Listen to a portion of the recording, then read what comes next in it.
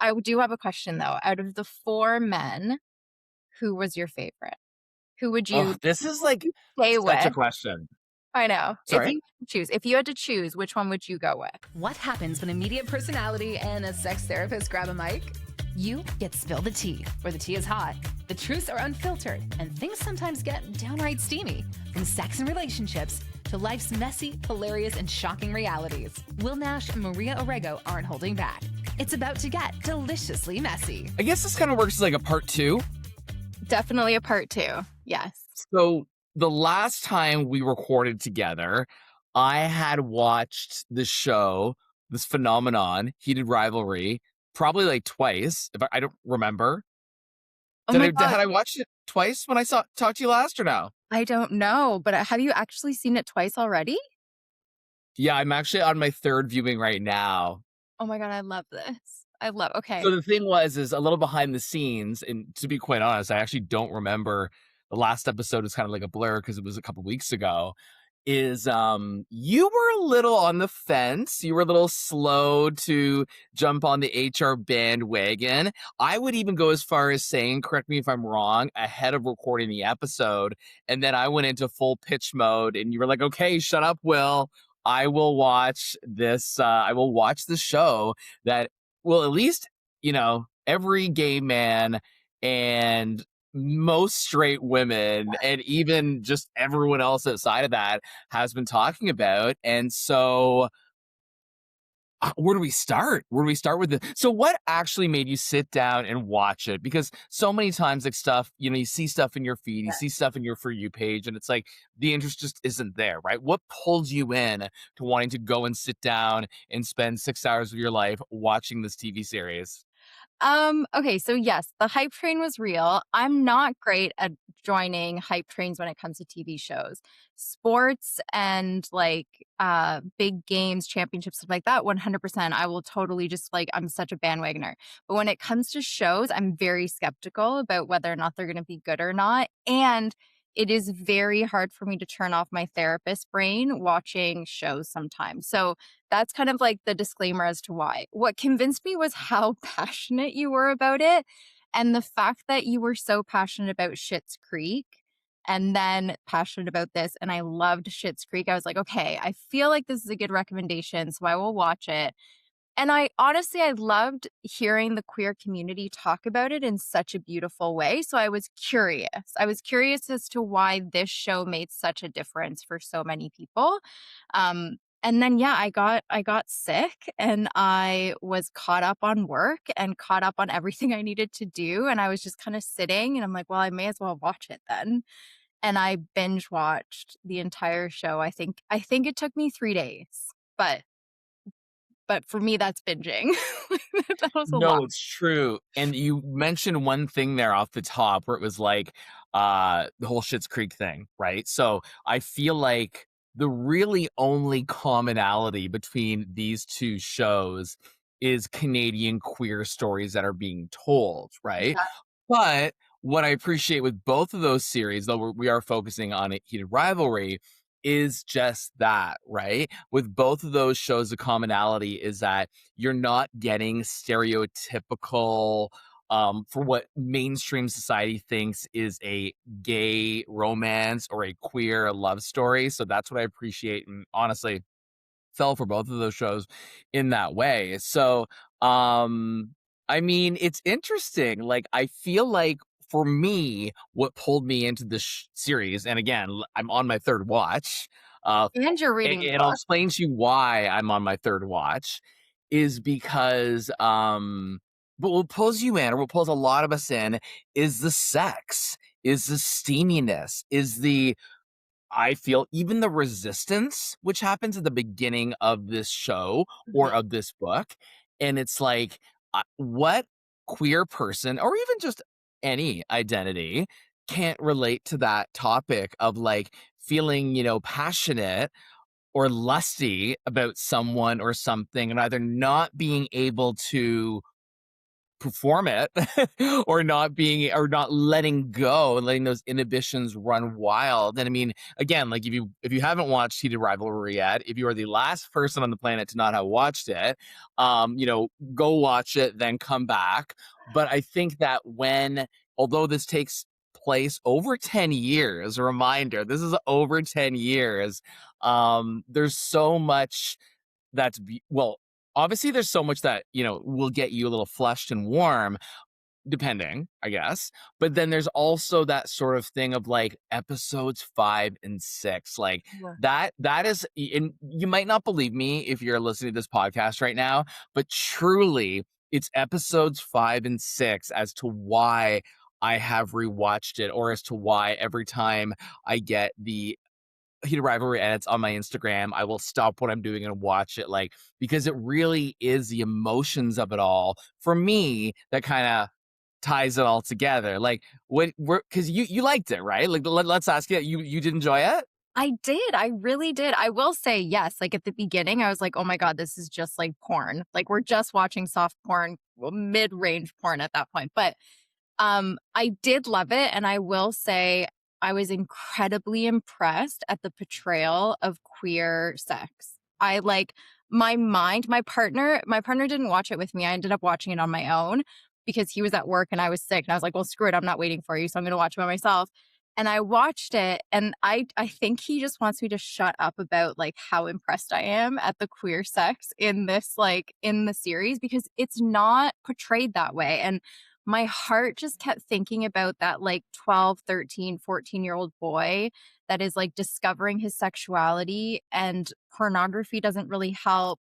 No one's talking about how to actually have sex. Like, what does that mean in my body? And then these guys are like portraying sex in a way that I would say most people don't know about queer men. Like, I would probably gamble that most people don't realize that queer sex is that elaborate and that beautiful and that diverse. Like I loved that part, and the consent part, and like the time where he talks about the dildo. I was like, "Oh my God, this is amazing." Like Well, as a and it's sex therapist, I was like, "This is the best thing ever." you bring up so many points in that in regards to the concept of gay sex, queer sex, because I think in mainstream media in the past, a lot of shows that have either tried to talk about it, gay intercourse, or have tried to show it, I feel like it's not so much about even the romance or the passion or the intensity of it all. I think it's just about the actual act of what you do when you're a gay man and you're having sex with another man, which obviously a huge part of it, but there's just more that goes into that than that. Like, guess what? Like straight people, we can have feelings and there's romance there, and there is ideally, hopefully, always consent there, right? And just Yeah. making sure that both of you are comfortable going into it, not even just in the actual act of the sex, but like earlier on before these two love stories that are shown in the show um are completed, at least within the first season, just the sort of, okay, like if you weren't out and you're a huge superstar in the NHL, I know they call it something else, but in the NHL, the respect and the feelings of like not being able to be yourself, and feeling like, okay, like, well, no, I can't come out now because I'm at the peak of my career and I'm a huge, NHL superstar. Those sort of feelings of much, much, much smaller scale, but I think that most gay men or most queer people have had that sort of experience of like, I mean, I know I did, where you're thinking like, well, if I come out now, what if this affects my career? Or if I come out now, what if this person doesn't accept me? And then I still have to, do this thing with that person, and just the kind of the aftermath of it all. So Mhm. there's so many issues there that I think are brought to mainstream. And again, one of the biggest things I just love is it's like, it's not, stereotypical in any way, shape, or form. Sure, there's an element of fantasy there. Like, don't kid Oh yourself. my God, yeah. There's a huge element of fantasy, and again, I have actually started reading this, so I'm kind of doing it the opposite way. A lot of people, and even friends of mine I know, have like read the books, and now like this is so cool. They're doing such a great job at adapting the books into the TV series, right? I kind of went the other way, and I have started with the series, just because I loved. Sorry, with the books. Well, sorry, started with the series, then went to the book. That's what I'm trying to say. And it's like, I'm so impressed for how they adapted this book into the show. Oh, great. That's awesome. Because Because I usually know it doesn't happen. exactly. I was just gonna say, usually people are like, "Oh, they didn't really do a great job." The only thing is, in the books, which is funny because it does relate to the sex part of it all, is it's a lot more descriptive. Like, they could never be in a like it would probably be porn. Like, it could never be like a TV series. That would be a very like. Because now this series is like worldwide and it's mainstream, right? Like shot in Canada, but it's blown up to crazy levels. But I mean, the description of the intercourse is like, woo, okay, yeah, I need need a little Yeah. cold cloth placed on my forehead after reading this for a couple of hours, right? Why do you Um, think it blew up? Like, why do you think that it's so popular and everyone's like so in it right now? That's a great question. I think there's a couple of reasons. First and foremost, I think that they already had a built-in audience Mm, with fans of Rachel Reed's books, right? okay. So Mhm. it was almost like, okay, there was a lot of people, a lot of fans of that series who were probably going to go and watch the show, whether it was horribly done or beautifully done, right? So that's a part of it. The other part of it is I think that like when it comes to uh queer representation, queer love stories.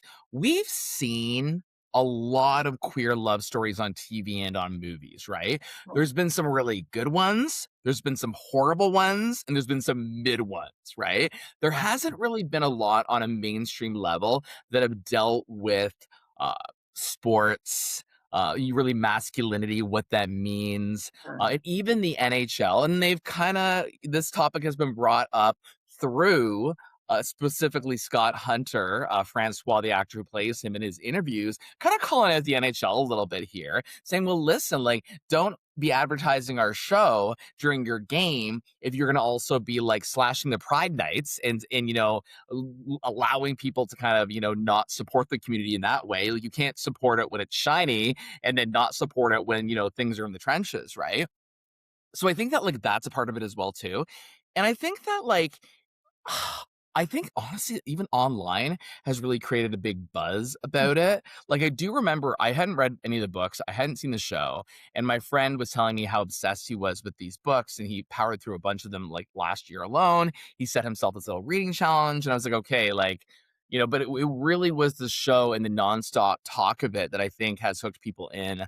I mean, I'll go back to what I said before. Where I think a lot of the reason why it is popular is because who doesn't like something sexy or who doesn't like something that granted I understand that it's not going to turn everybody on who's watched this show, but I think that there's also the element for like the straight women who are watching this show where I think a lot of the straight women are pulled into this show because of the way that the characters are treating each other. Yeah. Like, the Yeah. consent, the love, the sort of like, the ways that, like, all 4 men, both couples, have that sort of, like, even if, like, okay, like, there's definitely some communication issues and some toxic things that happen along the way, at the end, you see the changes and you see the progression in these men, Mm. especially the ones who resisting, whether it was sexuality, whether it was love, whether it was being closeted, whether it was holding back, and I think that, like, all of these men sort of offer each other that. Mhm. And I don't know, like, let me throw it back to you. Why do you think this show has been popular? Like, you obviously have just seen it, so you have maybe some fresher thoughts than even I do. I honestly, and maybe this is like perhaps strange to say, but I think it's incredibly relatable. I think for women, it's relatable of how they want to be loved and how they want to be seen and how they even like want to be touched, perhaps, like the idea of that flirtiness and that mystery and this like the spontaneity, all that stuff. And then for the queer community, honestly, I think it's the first time we've seen a representation of queer couples that are um, athletes. Like, I don't know if I've seen very many, like, I wanna say, like, maybe this ages me, but maybe Friday Night Lights had one, but, like, I Yeah. actually don't even know if I remember them being, like, a I don't know, I know, I think there was, I don't know, there's been I feel like there's been a couple of shows that have featured, like, maybe if you have, like, 6 straight couples, then there's, like, one that's a gay couple, right? But Yeah. not to the where the whole focus is around it. Yeah, you're right. No, and I feel and this might be ignorant to say, but I feel like the way that we portray queer men couples is always in the sense of, like, we very much focus on the character like in Schitt's Creek, where it's more of that, like, 80s, like, flamboyant, fun, like, you know what I mean? Like, more loud in that sense, and the way they portrayed this like, these 2 queer couples was just so beautiful that it can have that diversity, and it's about time that we show that you don't have to be one way or another, right? It's the same way when, like, they portray lesbians, it's like, you don't have to be a masculine lesbian to be a lesbian. Do you know what I mean? Like, those kinds of stereotypes really bother me when it comes to TV shows, and I really loved how they didn't fall into any of the stereotypes. At least I didn't think so. Well, and you know what's funny? You actually hit a point on the head there. And as you were speaking, I was thinking about the characters in Heated Rivalry. I was thinking about the characters you mentioned in Schitt's Creek, but I was also thinking about, I mean, myself, and I was thinking about other people I know who've had that sort of struggle and like the stigmatism of with, coming out and what it means to be gay and all this and whatever. But I remember myself like being very young and kind of like dealing with my emotions, kind of starting my journey and then just being like, well, I don't know. Like, I don't really relate to at the time, like, say, like in, like the 90s, I don't really relate to a lot of those images, portrayals in the media that were so-called gay because they were more of a not everyone, but most of them were more of a stereotype, right? And if you didn't feel like you fit like a certain image in terms of how you dressed or how you spoke or what you listened to or who you hung out with or if you went to gay clubs or drag shows or parties or whatever it was, like then you're like, well, like what actually does it mean to be gay? Because even for me, like I, as a kid and as like a young adult, a young teenager, like no one was there, saying, okay, so if you are gay, this is what it means. Yeah. Right? I know it sounds funny, but it's No, but it's true. true. Like, It's who do you so when you're true. closeted and, when you're closeted and you're trying to figure it out, you're trying to figure yourself out, you're trying to find yourself. And because listen, like me, one gay man, I can pick up the phone, call a friend of mine who's also gay, two completely different stories, right? We're going to relate on a certain level, but like his journey is going to be different than mine. Um, so yeah, I agree. And I think that that's the thing. It's like we're still looking at in, I mean, really all four cases, very masculine Yeah. men, not hetero men, but No. very masculine men, Yeah. right? And as a gay man, in terms of like looks, like purely attraction, I tend to find men who present that way personally more like attractive to me over Yeah. someone who might be a different way. Not that I haven't been attracted to effeminate guys or haven't been attracted to like Yeah. extroverted and flamboyant guys. Like for sure I have. But I find that in terms of like the aesthetic, like that's what I find attractive. And obviously I'm not alone. No, and, not at all. but even from like, I mean, everything goes like marketing is a big part of things too. Right. And the marketing has been huge for this. So, I mean, when you're casting a show like this, like obviously, yes, you're wanting your core audience is gay men. But I mean, you always talk about this, like, girls and gays only, right? I mean, they're like that is very influential in terms of the audience. And you throw hockey in there, and Yeah. it's like I'm not saying that if you're having a night with the boys, you're gonna gather around and watch HR, but you're pulling from all different walks of life, right? So I think all of these are reasons as to why. the Yeah. show has been so popular. I will Yeah, say, like though, I found it really hilarious because I mean, growing up in Canada, most of my friends played hockey. Obviously, like, we're surrounded by it, right? I don't know how many hockey players I know that are that hot, by the way. So, like, if anyone's watching okay. from, like, around the world and think that we have men that look like that on a regular basis, I'm gonna say we don't.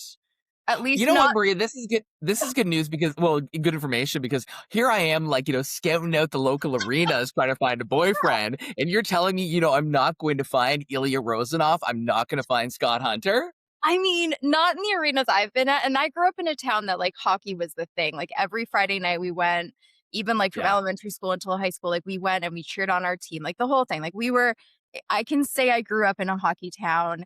I can say, like, I've dated hockey players, like, the whole thing. I don't know if I could say that there's that many that look like that. No. Like, I mean, maybe that's, like, my experience, and that, like, if someone's listening and saying, like, "No, I found a rink that has all these hot men," great. But I mean, listen, there's some hot men in the NHL. Like, let's not kid ourselves, right? yeah, most of them are toothless. Like that's Okay. Yeah, where they go okay, show. yeah, fair, fair. I mean, you know what, maybe that's what I should do. Well, if you're listening to this right now, this podcast, let us know who you think who's a hot player in the NHL because I have a couple of friends who I know would come with names. But you're right. There is a lot of that. Um, They didn't show any of that in the show. There was no, like, toothless men in the show, no, no, that's true. like right? That's No true. hockey haircuts. But Did you here's do the other any thing too, hockey right? haircuts? Is it's like one of these things. The other thing that's interesting too is above and beyond the steaminess, even above and beyond, the physicality and the looks of these men, these actors who are portraying the characters from the Heated Rivalry books. The other thing that I think is making this for me such a success and such a hit and really it's factoring in the rewatch is I feel like you feel so intensely the journeys that all of these characters are going on. So And I much. remember, specifically with the Kip and Scott story, when it's Kip's birthday and you see Scott, I know, like standing outside of the bar, wanting so bad to go in and being in love with Kip, right? But not being able to. And I remember in my first like gay relationship, and I wasn't out Mhm. and the guy that I was dating and he had said to me like he however long it took for me to come out he would be there for me and then time went on we were together for I think like 7 months and then that he kind of hit that point where he was like okay I know I've said this but like he really struggled understanding why I was not out at that point um and that's ultimately what ended that relationship, right? Mhm. And I wasn't ready to be public with the relationship with this person, living in a small city at the time too. So that's a relatable, right? Or even like, when Shane, is sort of caught at the cottage by his dad, and then they go into talk to the parents. It's like, wow, like even the moment where as a gay person, you just assume the dad goes back, talks to the mom, his wife, and is like, look what I just walked into. And the fact that his dad didn't say anything at that point, right? Like that was so emotional. But then they sit down, they have this conversation. He essentially comes out to his parents, like officially comes out to his parents, and the mom walks out and she embraces her son. And it's just like, man, like, I mean, she was like a Kris Jenner momager in this show. My God, But yeah. like when it came to the like she was the kind of she gave the response that I think I know I would have liked to hear. I agree. At first, I really didn't like her because I was like, "Please back off your child. Like, he is Yeah. dealing with a lot." But Yeah. that scene to me, it was interesting because there was a moment that I was like, "Why is she making it about herself?" And then Mhm. I realized, like, as a mother, the last thing you want is for your kid to be scared or nervous or not come to you when they're hurt, when something happened, anything. And there was a moment where I think that one scene was really telling of how moms feel, of that idea of like, Mm. I wish you would have come to me. Like, I'm not mad that you're gay. I'm mad that I parented in a way that you would be scared to tell me. Like that was very resonating. I also love that she got up and just started making dinner. Like, that was also such a mom mood. It's like, I have to feed you. Like, I don't know what to do with this information, so I'm just gonna feed you now. Uh, Like, I don't know what to no, do. that's true, and I also loved, like, just going back to when they were outside the cottage or outside the house having that conversation, how it was, like, it was a very emotional, like, gut-wrenching scene between Shane and his mom, but then it was like, "Okay, let's enough of this." Like, I mean, let's move on in. Let's go back in and finish the rest of our evening, right? Yeah. And yeah, it's just there's just so much. I mean, I could just gush and gush and gush about the show. I think that the other thing was too is I don't honestly correct me if you remember. I don't, but like when I watched it the first time, I definitely had all the feelings, and when I went back in to watch it again, I was like, well, like whatever, like especially with episodes 5 and 6, I'm not going to be emotional because I was emotional during episode 5 and episode 6, but I was more emotional when I went back for the rewatch. And I think it's because I knew what was coming and I knew the emotions that were evoked the first time. Yeah. So I am, and I by the way, if you're listening, I do other things besides watch Heated Rivalry, but like it's been a damn fucking cold winter where I am. So there's lots of nights where I can't go out and I can't do anything, right? No, it's so true. Um, It is a TV winter for sure, where it's like everyone's just inside, which is also like Heated Rivalry came out at the greatest time ever for oh us my god. Americans. The It's one yeah, thing so I what I was will gonna say was like I'm like halfway through my third watch and I haven't yet hit episodes 5 and 6. So I don't know again because I've spent so much time talking about it, often on the podcast, texting with friends about it, asking them if they've seen it, asking them what they thought. Is acting like I work for the show the way I've been pitching it for people to go and watch this damn show. That's the thing with me, right? If I'm into something, you're gonna know I'm into it. That's just like whether you like it or not, it's cool. But I'm just like, it was like Wicked or it was like anything. It's anything that I'm passionate about. The other thing I want to mention too, which actually I think is a really big part of the show and how it yeah. was produced. And I don't know if you felt the same or not, was the music, the soundtrack. Did you pick Okay, up on anything? no. So what's really funny is that everyone's talking about the music. Hmm. I don't think I, like, clued into the music at all.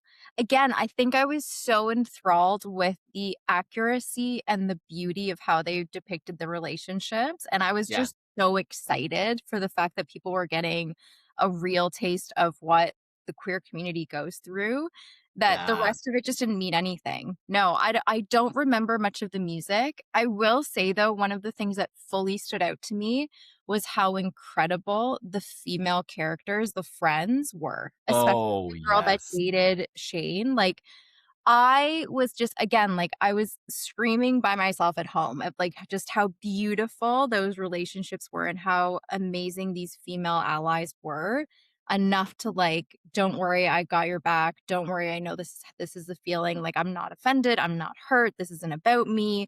Like, the maturity of some of those characters was incredible.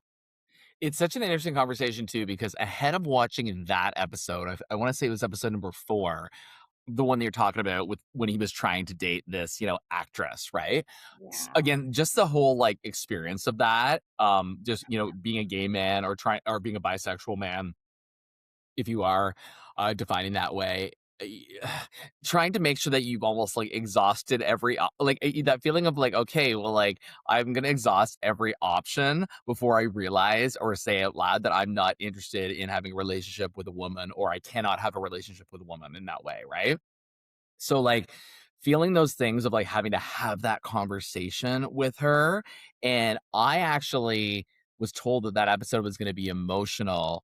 I thought that that part was the emotional part, but there was so much more to come after that as well. But you're right, like, as a gay man, to be dating a woman, sort of a woman, testing out the waters with that, and then her being like, "I know. I know that you're not interested in me in that way, but I love you Yeah. and we're going to be close and I want to hear all about it." And I would assume that would not be easy to deal with. right? That's such an interesting topic too, because this is a little above and beyond Heated Rivalry, but like the conversation of people who are in relationships that, and years later they explode because one of the partners ends up being gay or ends up living a secret life outside of the marriage. Obviously, it didn't get that far with Shane in the series, but I mean, just the sensitivity that she had towards that situation. And And I it was mean, I can see beautiful. Shane's eyes tearing up at that restaurant table in that conversation, and just feeling, again, like feeling his intensity, feeling his emotion. Kind of, most of us have been through, so maybe not that exact same scenario, but something similar, where it's like you have that realization of like, okay, I've been denying it, but she's right. I Yeah. just, it's like facing the music and that reality of what that's going to look like for him, and where does he go from there. But also, how awesome was it that it didn't get toxic? Like, other scenes like that have happened in other movies or other shows where, like, the Yeah. man gets, like, nervous and then he gets angry and he, like, blames her, tells her she's crazy, right? There's the gaslighting. In this scene, he just kind of, like, sat there and he's like, "Yeah, you're right." And it was just so beautiful to see a very masculine man accept responsibility for what he had done, apologize, show love, and, just be okay with what just happened, being called out, right? The first time somebody actually called him out on it, he didn't react with anger or toxicity. It was really cool to see that, honestly, and it's about time we see more of that in It's television. true. No, and I agree with you on that. The one thing I'll say though is that I think that had that conversation happened earlier, when he wasn't yet starting to accept who he was, I think that could have gone a different way, right? Because Sure. I think that like he was at least at that point where he was looking at her and thinking like, "Oh man, like she knows. Like she's Yeah, caught me. She yeah, knows." But yet she was, like you said, bringing that up in a very equally respectful way, where he was emotional, and then he's like, okay, now I have to figure all of this stuff out, because he knows what's going on behind closed doors, right? yeah. Or with Ilya, like he knows what's happening there. But it's weird how this is something that obviously I've experienced, and I'm sure a lot of queer people have too, where it's like when you're starting, either being intimate or having a relationship with someone that's authentic and that's true, when you're not out and you're spending time with someone in that way, there is a high. Like, don't kid yourself. There is a high, as much as it's a little fucked up. There is a high that you're doing something that you're not supposed to do, or from like society standards, right? Because I remember that too, and it's just kind of Word. like, and you're like, oh, but it's weird. It's a weird sort of like thing that happens where you're just like, this is really like hot and this is really exciting. But at Yeah. the same point, like it's kind of crazy because, I'm keeping this to myself, and maybe I don't want to keep all this to myself. I do agree with that, and I'm actually curious to see how the story progresses because I wonder how much of the mystery and the secrecy had to do with their, like, passion and the sex and the Oh, lust. Because a lot of relationships go through that, right? Where it's, like, a secret, it's mystery, it's spontaneous, and this is any relationship, and then it kind of, like, lulls because now it's public or now it's, like, a daily yeah. thing, right? And so I'm curious to see how they do that. Now, I do have a question, though. Out of the 4 men, who was your favorite? Oh, this Who is would like you stay such a with? question. I know. Sorry. If you had to choose, which one would you go with? So I am torn. Okay. I am torn between Scott Hunter Mhm. and Ilya Rozanov. Oh, wow, okay. That's Yeah, I am that's a torn. different vibe. Two completely different vibes.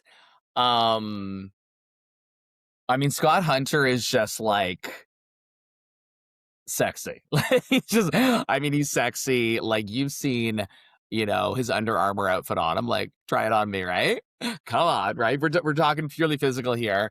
He just has that like, I really like dark features, Okay, yeah. like dark hair, facial hair, that sort of a thing. Beautiful eyes. He has all of that. Um, But there's something intriguing. Okay, there's something with Ilya. There's something that, and so it's also related to him as his the actor as a person, and some of the press that I've seen with Connor stories too. Right, Yeah. he's completely different from So who he different. is. Like he's so bubbly and airy and upbeat, and but he's such like so different as Ilya. But I mean, I feel like everyone kind of likes that battle or that little fight with things, right? I mean, There's a is he like a bad boy? I don't know if he's a bad boy or if he's just gone through a lot, right? Um, but He's been I through a lot. enjoy both of them a lot. I mean, I enjoy all of them, but if you're saying I can't narrow it down to one, it depends on the day who I'm going to choose. And most days it's tied with Ilya and Scott Hunter. Um, I don't know. Does that make sense? No, it totally does make sense. It's also like it's lovely because now I'm like, "Oh, I wonder what kind of, like, sex personality you have," because those are 2 very different men, just in the way they presented themselves in the show, right?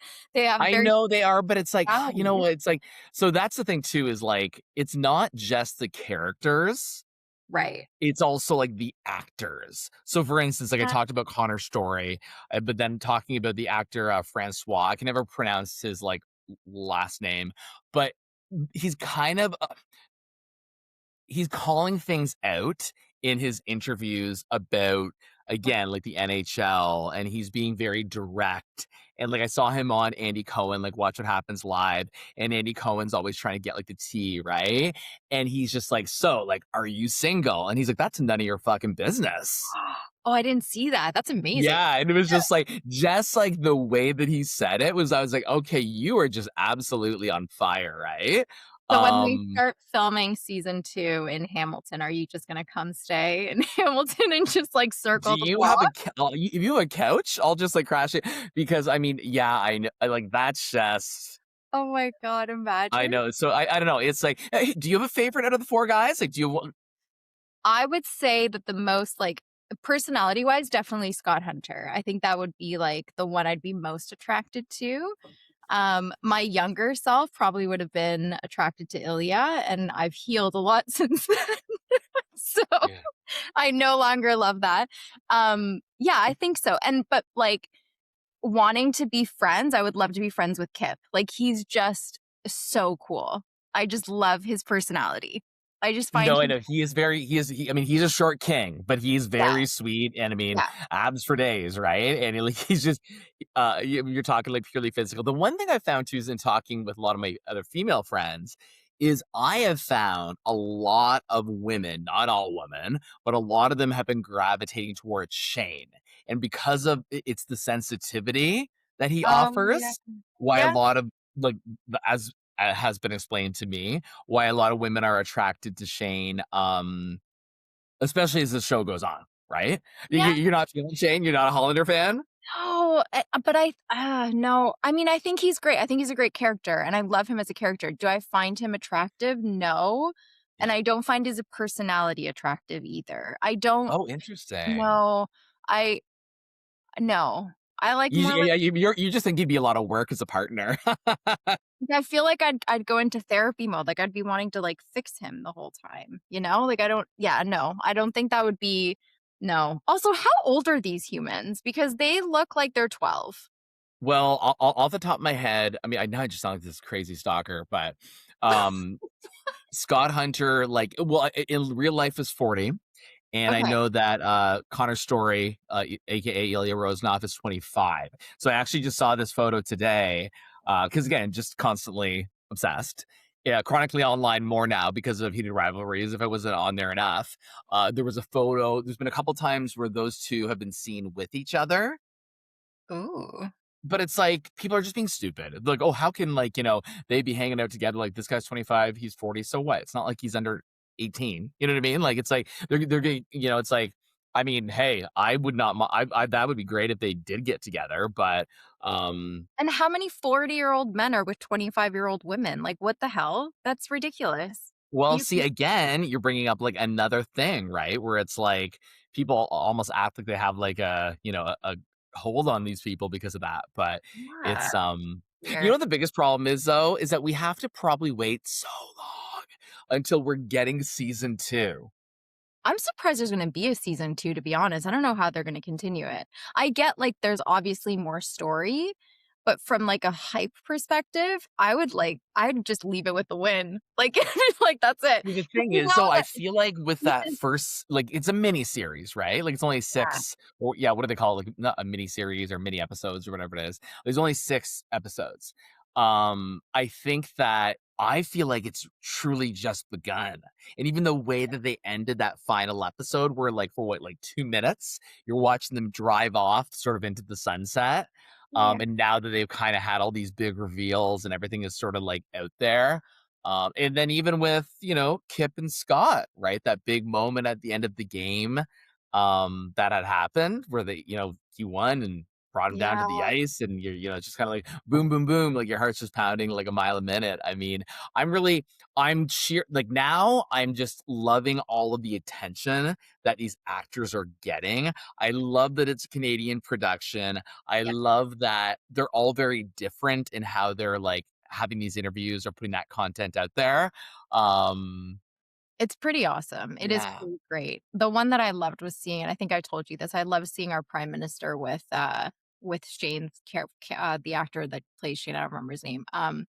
I really loved that one. I thought it was really cute. I love that everyone's getting into it. It's such a beautiful thing, and hockey is our like, it's part of our culture, so it's really cool to see that everyone's really getting behind it, and I'm You curious know to see what happens. You know what's interesting too, and I think I meant to mention this earlier in the show, and I think I went on to something else, but you talked about the whole fact of like, well, we had talked about the concept of like hockey and sports and just the stigmas and the stereotypes that exist within and around it.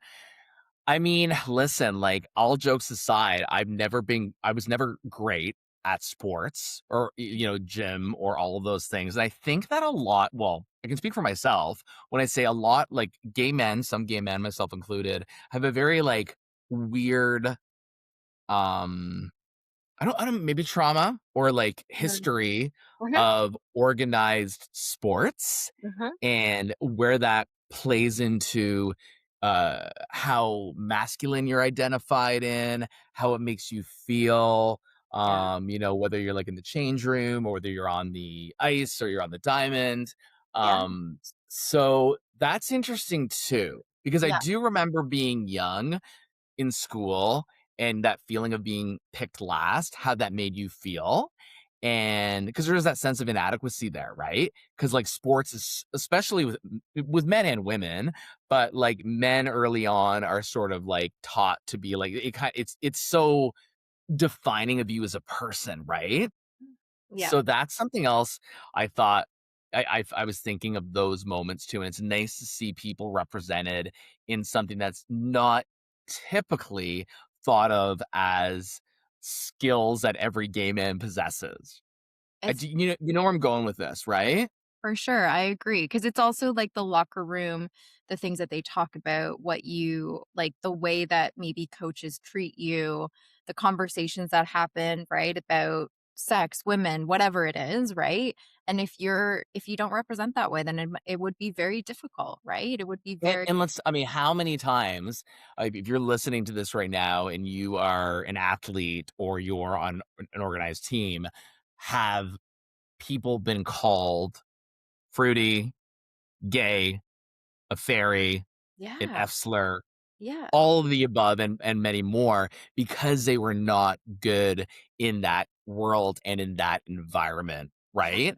yeah. And I know some of those words are funny, like fruity or sissy are perceived funny in 2026, but it's like there is that sort of thing, which I don't know. Like Rachel Reed, to me, she's incredible, and it's like I wonder if any of that went into play, like while she was Mhm. writing these stories, and it's yeah, one thing that's happening, so I'm kind of like going all over the place, but one thing that's happening on TikTok right now is you're seeing these photos of these young gay or bisexual men saying like, if only I would have had heated rivalry when I was growing up. And then you kind of flip to the next photo and it's a photo of these young gay boys in organized sports. So I'm like, I mean, I did attempt soccer. I mean, I was more looking forward to the orange slices, Yeah, uh, in the middle of the game. Yeah. to be honest with you. Yeah. But yeah, but I'm joking. I'm serious, but I'm joking. But it's nice to see that, right? For I those little boys who are identifying as gay, know. bisexual, however they're identifying, and getting this story on screen and seeing themselves in these characters and in these lives. Yeah, that was just something I wanted to bring up earlier, but I never got around to it. I'm curious though. I'm curious how much it has actually changed the hockey culture. Because Mm. again, being around it for so long, it's a hard sell. And I'd be curious. There's people that I have in mind that I would love to ask if they've seen it, and like I'd love to hear their reaction to even me suggesting it as a show they should watch. Like I'm curious because the toxic masculinity is a huge part of hockey culture, unfortunately, right? So. It it would be interesting to see what some coaches are actually saying and thinking about this show. I was joking about it. I think I even did a reel about this, saying like my new favorite pastime is asking straight men if they watch Heated Rivalry. Yeah. Yeah, like, it would be I mean, if they were honest, I wonder what they would say. I have I a mean, feeling. I have had some men in my life who, do not define as gay, Yeah, and I've asked them about the show, and I know a couple of friends of mine have watched it with their wives or the girl that yeah, they're seeing right now, and I mean, I am, fortunate in the sense that most of the men that I consider friends or close friends who are not gay or queer, are at least presumably open-minded, right? In terms of like, okay, like, yeah. okay, like they were like, I mean, how are they gonna fuck again? Or are we gonna move on from this, right? But it's like I also have that sense Oh of my as god. much as I'm a passionate person and I use my voice, I still have a sense of humor about it all too, right? And that's Of what I'm like, well, course. listen, and so what if they do fuck again? How many times have I seen men and women do this for the last 45 fucking years? Seriously, it's so true. It is funny how people have, like, a problem with it, right? But then it's like, we see this all the time in other movies, and it's okay when what is it? The Hunting Wives, where it has, like, 2 Okay. lesbians that ma like, that's Yes. okay. No one's complaining about that, but I the wonder, it's true. No one's complaining about that. And I mean, I think 5 years ago, a show like this would have been different oh, yeah. in terms of, I don't know. Like, I wonder if, like, as shitty as the world is right now, specifically the States, but even trickling here, it's like, the point is like, if something is bringing you joy, and so, and your version of joy might be different than my version of joy, right?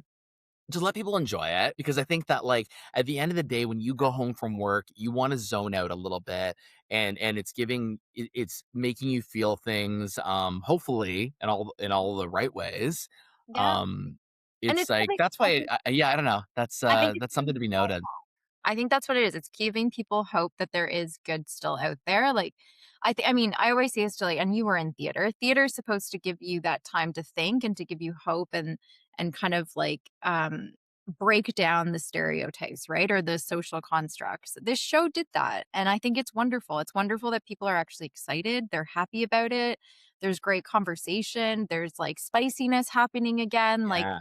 considering everything the world is going through right now, this show is giving everybody a little bit of that light need of just fun. And if people are having sex again, good for you. I like applaud you because that is necessary. If people had more sex, we probably wouldn't be here right now.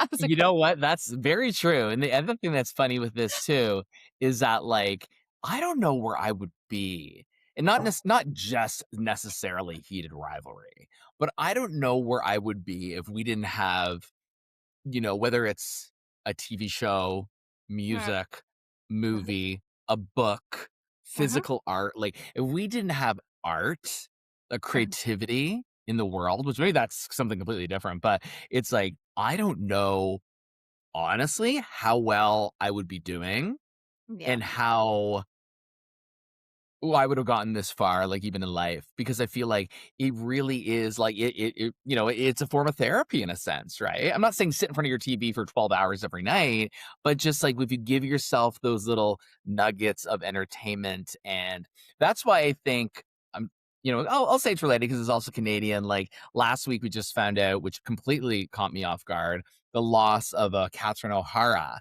right? And I don't know, certain celebrity deaths have hit me harder than others, but for her, it was like, I just thought she was, and I don't think I sound stupid when I say this. I think you'll know what I mean. I just always thought she was going to be there.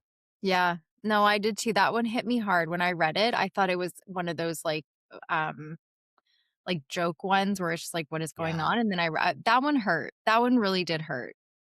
And another thing that I thought was really cool in tying this into the LGBTQ plus community is that like she was an ally without necessarily, I guess, protesting, Mhm. right? Like there was you just knew that she was, right? Like she was just yeah, so that's still one I'm just like, man, I cannot believe that she is gone. And I mean, she was just so humble in Yeah. everything that she did. And she didn't think that she deserved to be honored. I know.